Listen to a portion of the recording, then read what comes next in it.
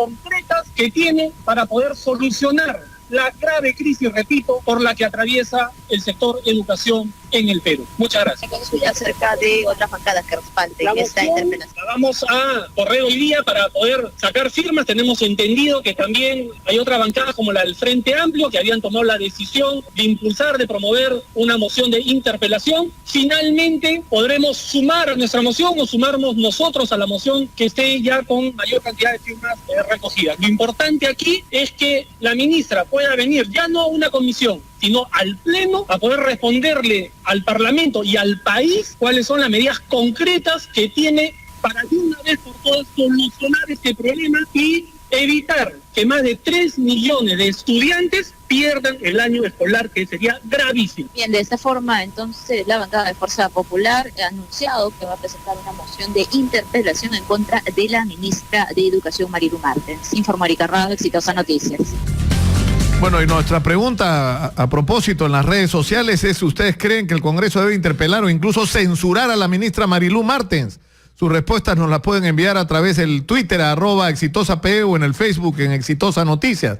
Pero está con nosotros Edgar Ochoa, como ya dijimos, congresista Yo he sido elegido por el Frente Amplio, pero es de Nuevo Perú. Ahora, ¿ayer ustedes han estado circulando también o ha sido el Frente Amplio? El Frente Amplio, el congresista Morales presentó y firmamos, entre ellos yo, no sé quiénes más habrán firmado, pero respaldo la moción. Es más, yo creo que la ministra debería ahorrarle al Congreso esta interpelación y presentar su renuncia. No, porque lo que está claro es que de la interpelación va a venir inmediatamente la censura y esto lo único que va a hacer es hacer más engorroso el procedimiento y extender además la huelga, ¿no? Que por paradójico que resulte, se está prolongando porque no puede ocurrir un diálogo entre el gobierno y los dirigentes de la huelga, que sería lo lógico. En el fondo también es muy positivo y hay que agradecérselos a los maestros, porque después de muchísimos años, Nicolás, la educación empieza a ser agenda nacional. Después de mucho tiempo, la educación pública, la escuela pública empieza a ser agenda. Y lo que se requiere aquí es que no solamente termine con la ministra, no sirve con un cambio ministerial, sino con una mirada al interno y el proceso de reestructuración del Ministerio de Educación.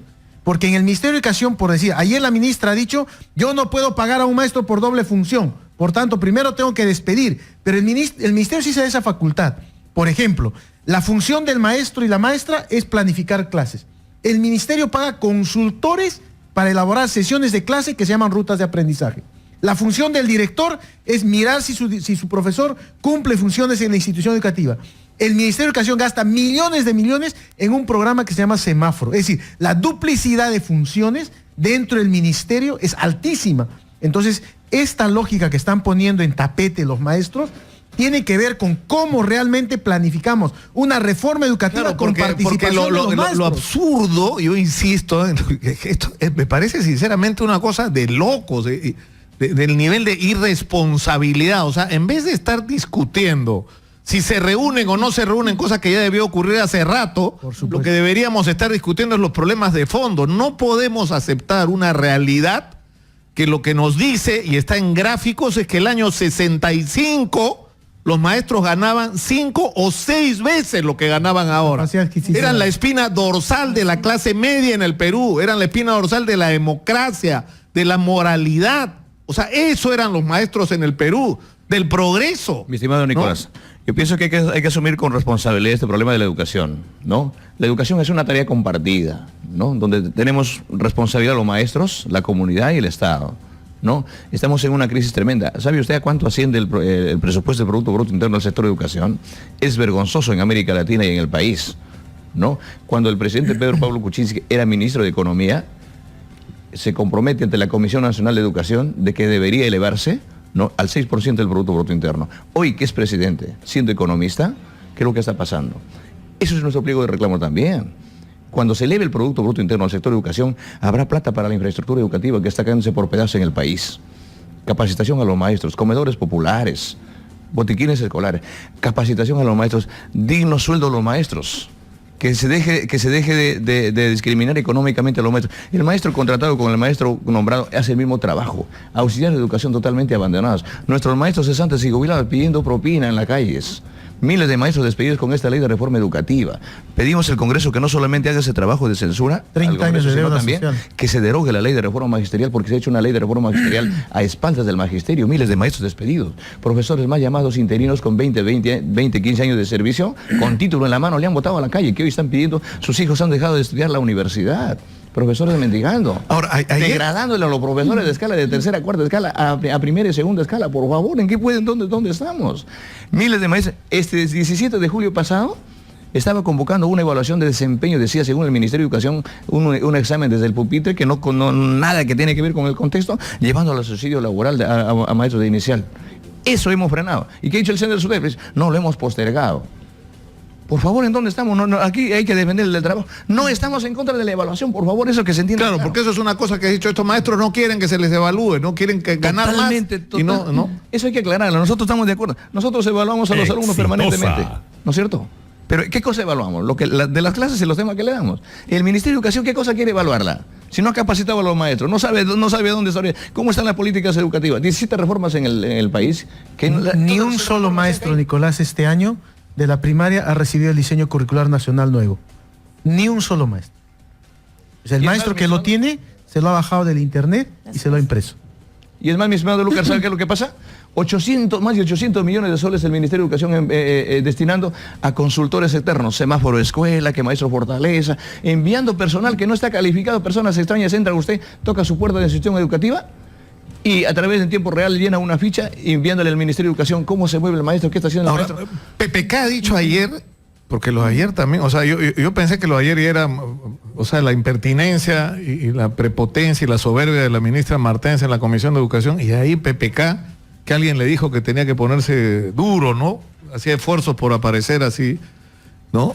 Es impresionante cómo autoritario, pero dijo que no debemos mezclar educación con ambiciones políticas de unos pocos. No hay ninguna ambición Nicolás, política. exactamente. El único interés que nos tiene acá es defender a la escuela pública. Los derechos. Mayor presupuesto al sector de educación. Que cese los despidos masivos.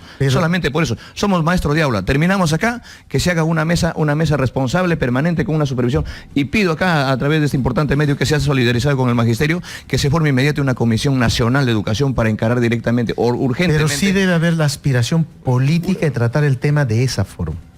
Es decir, hay que discutir el tema educativo políticamente. Basta ya de que el tema educativo sea para llenarnos la boca en elecciones. Es decir, la educación es el pilar fundamental. Todo el mundo es que así es. Pero cuando llegan al poder... Cuando hay campaña electoral, todo el mundo promete el 6% ¿no es cierto? Exactamente. Entonces, no el 6, sí es 10. importante. Ahora, yo creo que PPK se equivoca. En varios espacios de su discurso se equivoca. Y yo no sé quién lo asesora porque ha hecho un papelón el día de ayer a través de su mensaje. Es decir, yo sí creo que el tema educativo tenemos que trasladarlo al escenario de discusión política, pero que PPK pretendiendo reducir a un tema electorero, eso es lo que no se permite. Ahora, hay un asunto que sí es real, hay una crisis, el propio Rolando Breña, que ha sido un dirigente histórico de Patria Roja, lo ha reconocido, hay una crisis en el liderazgo del magisterio. En el magisterio, los maestros no se sienten representados por el Comité Ejecutivo Nacional, que es mayoritariamente de Patria Roja. Hay una crisis en la representación magisterial de su partido. Pero estás viendo, no hay una crisis acá.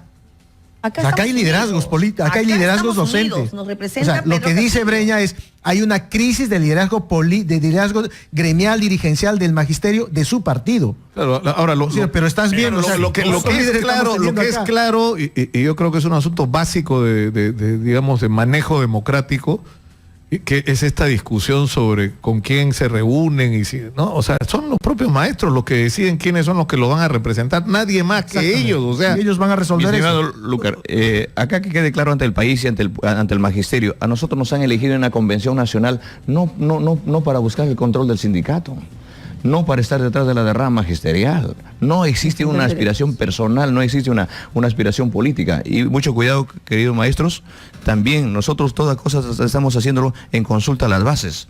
Las 23 regiones que estamos ahí somos un equipo sólido. Eso no quiere decir que... Yo he pedido a mis masas que siempre me rindan cuentas permanentemente, porque de estar detrás de una persona, acá el problema no es de Pedro Castillo, el problema es del magisterio, porque eso también es muy peligroso. Cuando se le da carta en blanca a una persona, se convierte en un caudillo y un traicionero, y eso no voy a permitir. Yo puedo pedirle 50 céntimos a mis maestros para regresar a mi aula, pero no vender una huelga, no traicionarla. Eso tiene que ser aquí. Ahora, hay un asunto que me preocupa, tenemos que ir terminando, que es lo contraproducente que puede haber sido el mensaje o la declaración que dio a nuestra periodista Sofía Gallegos esta mañana Carlos Basombrío, cuando ha dicho y ha acusado a los dirigentes de los maestros y dentro de este contexto de acusarlos de subversivos, de terroristas, él ha hablado de el ataque a Machu Picchu, él ha hablado de los ataques a la... pero no sé si decirlo, es burro, estoy tratando de buscar un adjetivo lo menos hiriente posible, pero realmente hay que ser burro porque está acusando a los maestros que estuvieron sentados con el presidente, que son los de Cusco, y que levantaron o suspendieron la huelga, y que ahora el ministro está amenazando con procesarlos. En principio... O sea, ¿qué va a generar eso? La gente... O sea, ¿qué va? En principio señalar, anoche ya se reunieron las bases del Cusco para el día